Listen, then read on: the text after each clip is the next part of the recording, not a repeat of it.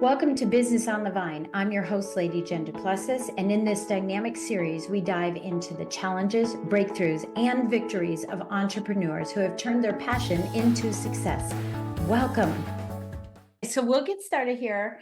And so you have Domadera Design, right? And what does that mean? You told me.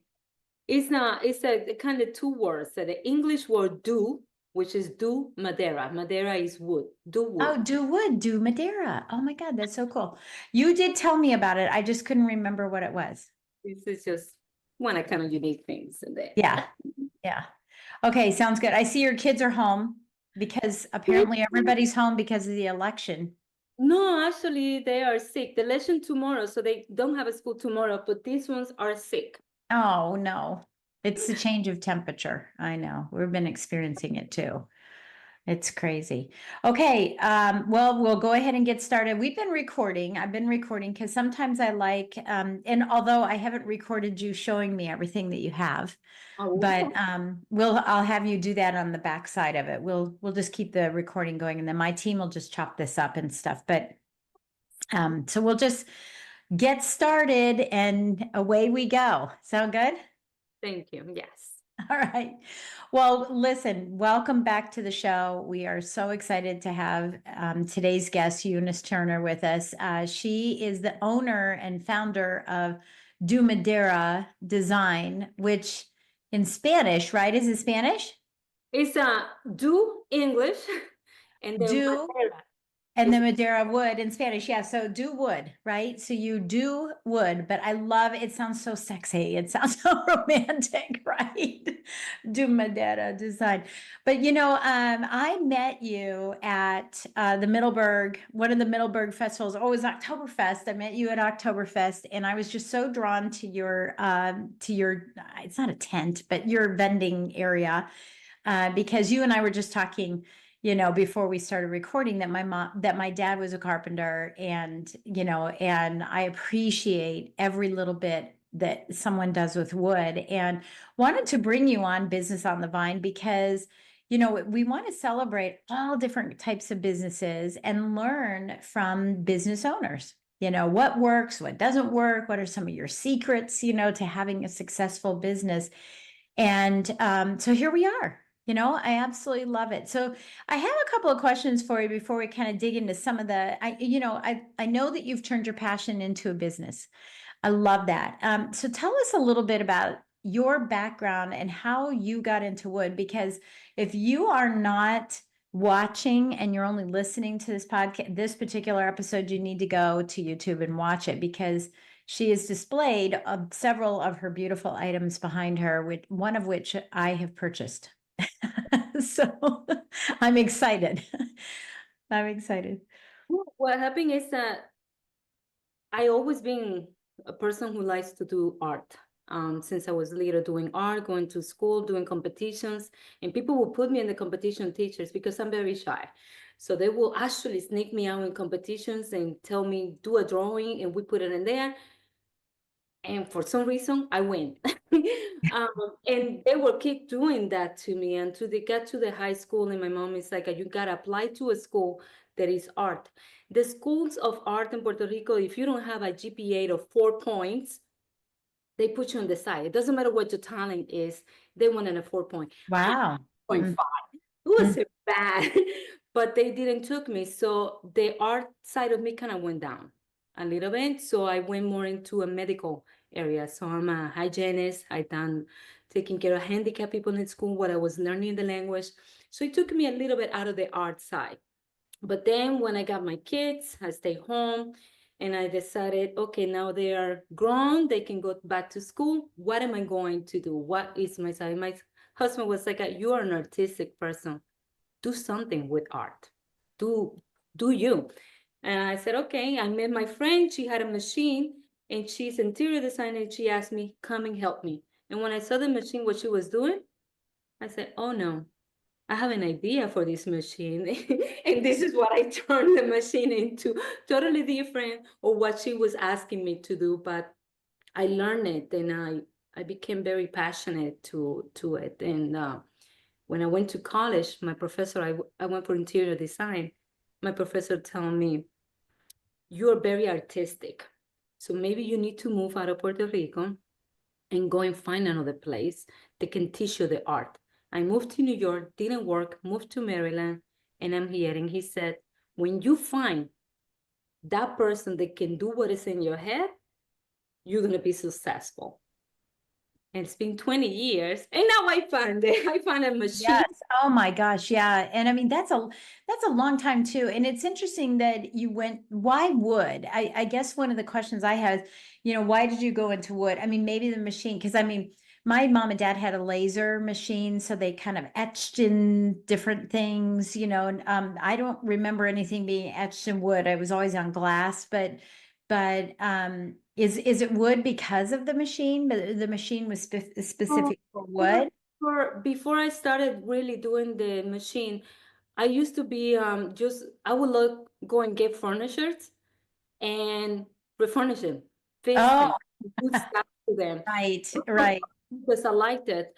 And the smell of sanding and staining the wood and seeing how the wood turn it really always been something that I loved. I love wood so much. So when she showed me this machine that cuts wood at the shape that no Agreed. person exactly, has the skill to do, I said, oh my God, I can start doing things now with this machine. I can actually take it. So I use the laser to help me cut pieces, but then I I put it in my hand and I carve them and I sand them and I shape them to get them into what you see in here. Yeah. And Yeah. I learned how to scroll saw, then I learned the bend saw, and then I learned so many of the different tools in these past 3 years that I'm like, I don't know, nothing is gonna stop me now. So it's been 3 years Yeah. I start this, and let's see Yeah. how. The more creative side and stuff like that. Yeah. What has changed? I mean, in 20 years, so you find this laser 20 years ago. What's changed from a technology perspective that helps you in your business today? For example, there was when I was taking classes as interior designer, my passion was furniture. So I would do some designs in that time. Then my professor would say, there's no way you can have a wood bend that way and cut this way unless, I don't know, you are ahead of your time. And that time, probably that was true. There was nothing that could have had cut that. By hand doing it would have been almost very difficult to make a perfect circle. So when I saw the machine now, they can actually cut all those Right. design perfect. I said, well, and now I can actually do everything that he told me 20 years ago was not possible to do. Now I see it. Wow. Yeah. And I see that you have a lot of different wood that you're using. Especially right behind you with the zipper. I love that. And that looks almost like walnut to me. And maybe you can tell me what that one is. I'm curious. Oh, I get different type of woods in there just to get. Right. Several. Oh, yes. So we have sapele is the red one in here, and sapele here. This one is cherry. Oh, it's cherry. Okay. Yeah. This cherry. And then we Yeah. have butler in this one. And this one is, I believe it's like what is this one? This one is new. I just find out about this wood. They gave Oh, it wow. place and I said, oh my God, it's beautiful. So I don't know the name of this one by head now. That's So that beautiful. I saw it and it's so easy to work on it. It's soft and then it has the shadow. So I said, that's going to be one of my favorite ones. No. Yeah. Yeah, absolutely. Absolutely. No, it's just pretty. I love it. So what are some of the challenges that you've had as, a female woodworker? Because, we're still in the stereograph, is it stereograph? Oh my gosh.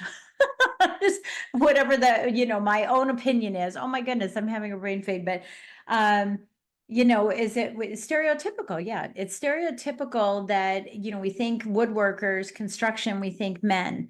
So what are some of the challenges that you've had in that? Is it about, people taking you serious? Is it, feeling like you maybe need to maintain a femininity about what you produce or how you do it? Tell me about that a little bit. What are some of those struggles?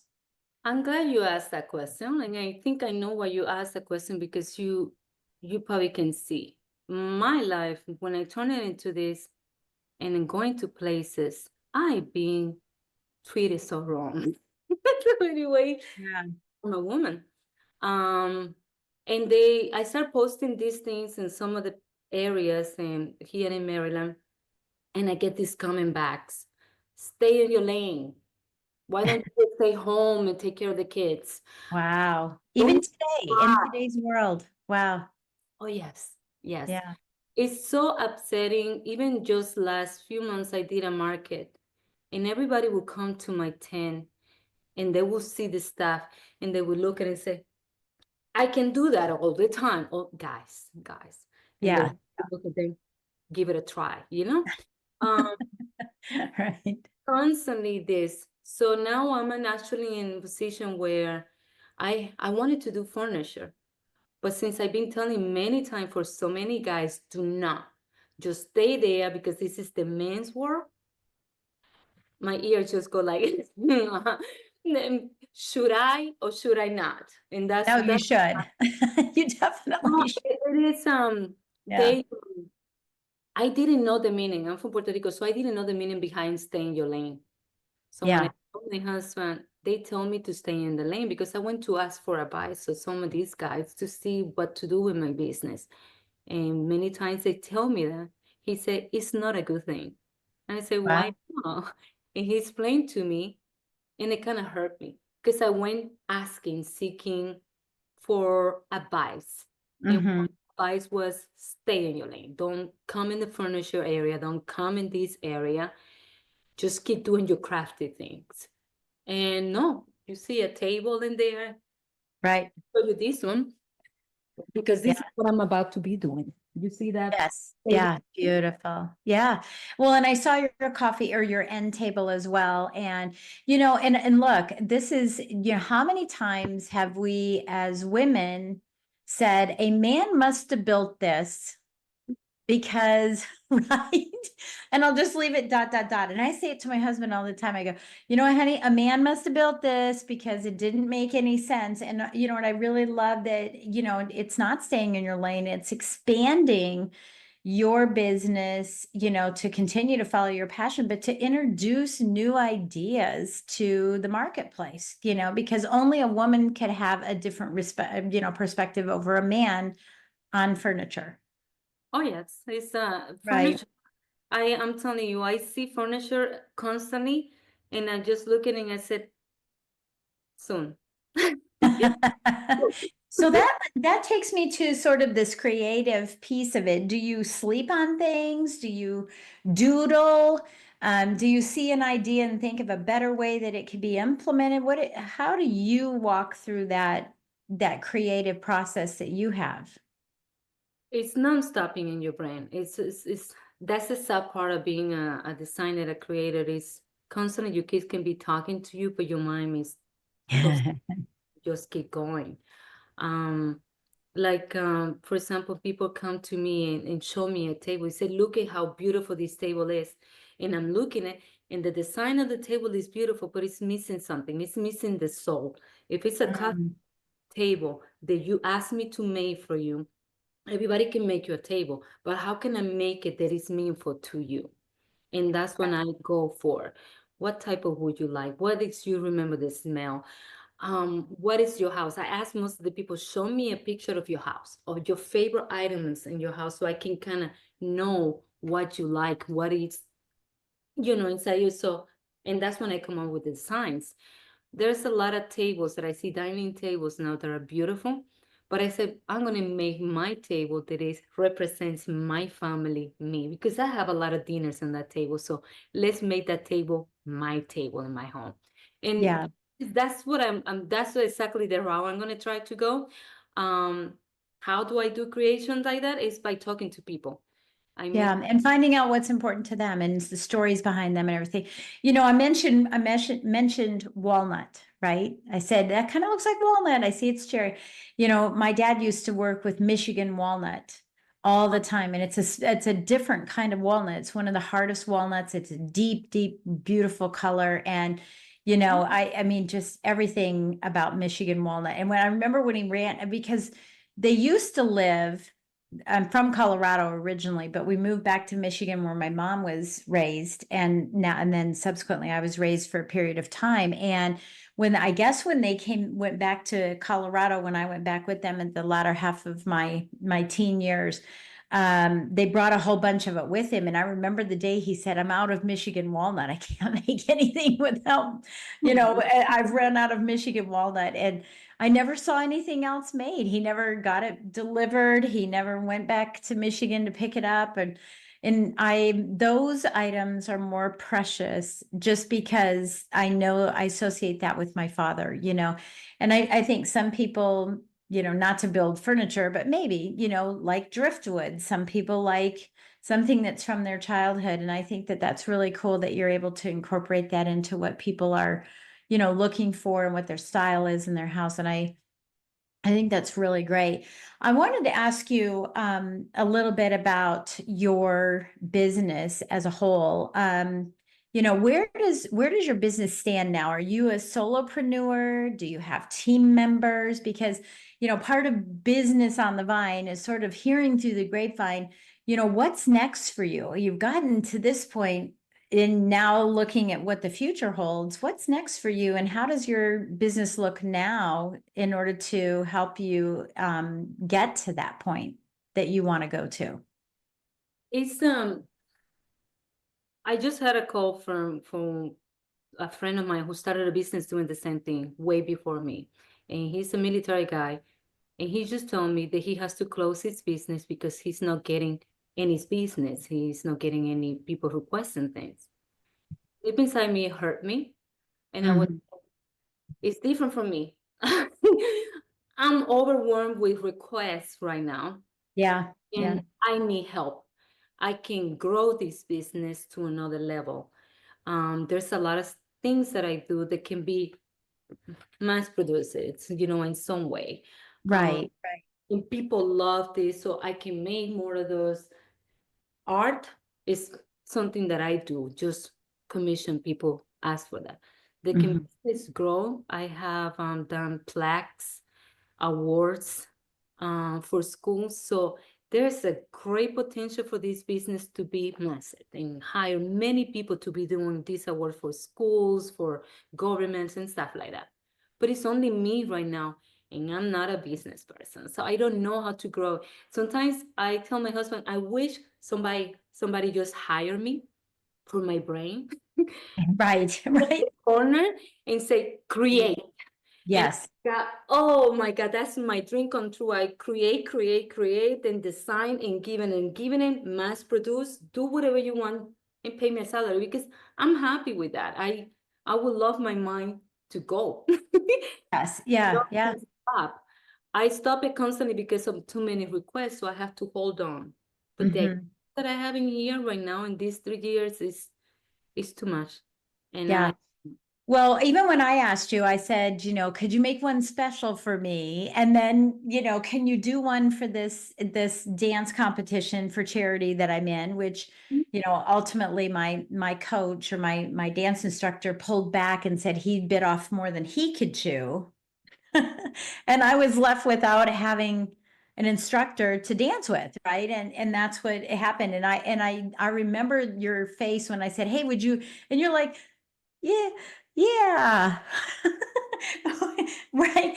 Just trying to think about how do I say no to her, but yes to her, and how do I contribute? And I got that sense, and I was so grateful that you said yes to doing that. And now you can sell the piece, which is even more wonderful because it's such a beautiful piece. But yeah, it's one of the challenges. It's always that yin and yang, or that give and take, or the push or pull, right? It's all of those pieces of, do I want to grow? Do I not want to grow? If I grow too much, what am I giving up? Because when you say yes here, that means you have to say no there. So I certainly understand that. And for the people that are listening, they get it too. And that's why we wanted to ask that question. Do you think that you'll eventually say yes to growth, or do you think you'll say, you know what, I think I'm comfy where I'm at, and I'll kind of leave it where I'm at?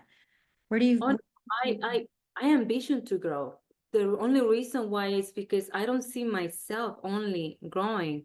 There's a program here in Maryland that is a woodworking program in high school for students. And I was Oh, yeah. they love to do this. I would love to have a place and have them come and find a job and they're happy making woodworking stuff. And I had the ideas to continue growing this to another level and hire more people. How do I do that? This is just the beginning. It's just been Yeah. 3 years. Yeah. I've been connected with some high schools, so I think eventually it will happen. Yeah. Finding the right person who says, you know what, I like you. Let's work together. Let's do this, and I'm be happy for that because as an artist, what we like to do is create. That Yes, not all the other fussy stuff.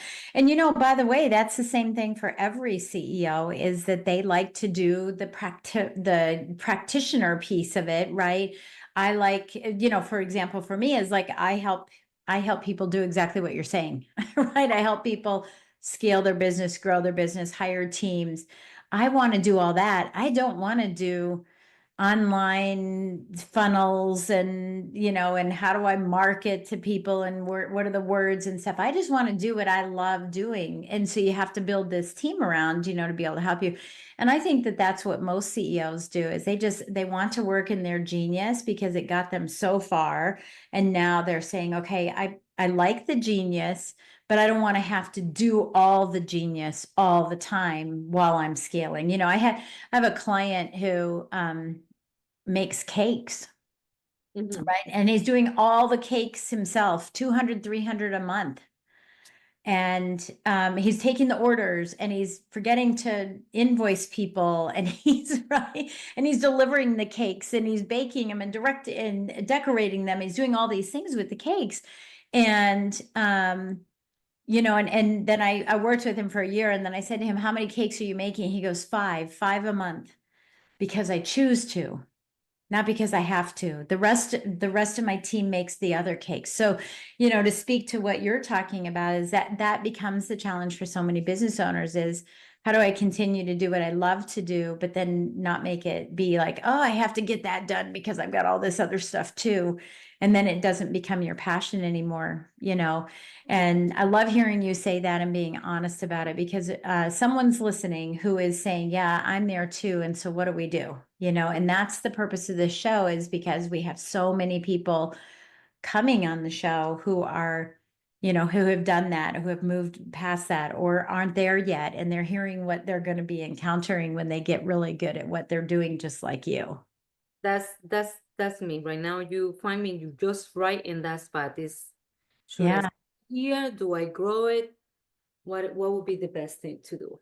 Yeah. So And you've got a couple things coming up. I know I'm going to see you in a couple weeks. I'm excited. I know what the event is now. It's Small Business Christmas Shopping Day in Middleburg. I found the event. I got an email about it. So, I'll be happy to see. I can't wait to see you there and be able to see the product that you made for me. But yeah, I mean, you're continuing to expand. You are continuing to go to all of these events. Is there something different that you do as we wind up or wrap up our time together? Is there something different that you do that has made it successful for you over, for example, your friend who contacted you, and maybe others that are doing crafts and I'm not saying yours is a craft, but crafts and artistic content.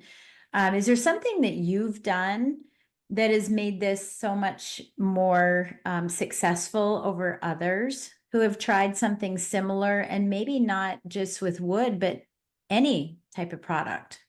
I do a lot of research when I do a product. When people come to me and ask me, can you do this design or can you do this?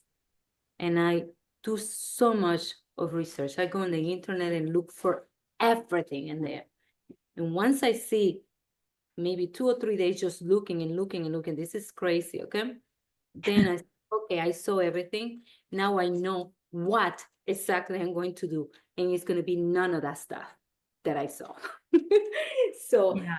that's why I try to make sure that when I do a art, you cannot say, I saw in some place. Mm, It is yeah. you to me.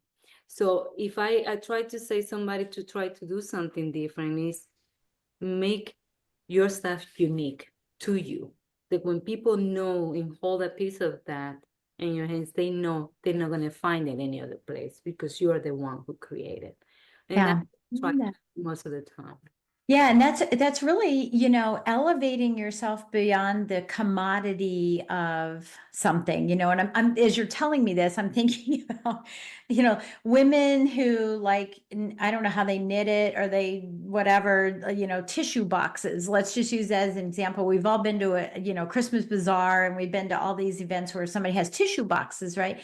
And they made every kind of tissue box possible, hoping that that one person's going to come by and say, oh, that's the one I want, with the one with the, the peony flower on it because I love peonies, right? And they made so much of it that it takes away from the uniqueness. It's just a commodity. Now it's just a selection process and there's not that heartfelt piece that says, I don't have everything for everybody, but I want to make something specifically for you. So what do you have?